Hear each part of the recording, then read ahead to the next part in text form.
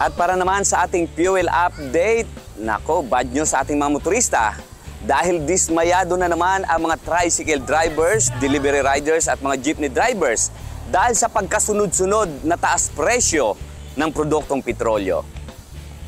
Kung maalala, ngayong buwan lamang ng Enero ay 3 beses na nagkaroon na ng aumento sa presyo ng langis.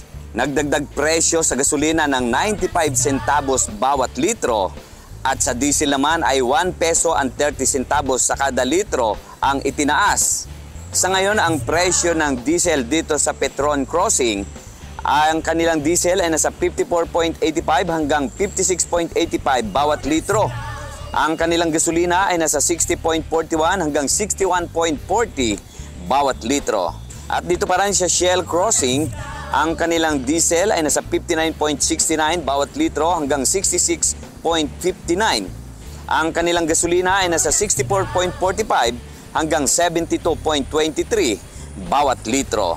At dito naman sa Twin H Fuel, ang kanilang gasolina ay nasa 58.20 hanggang 58.60 bawat litro.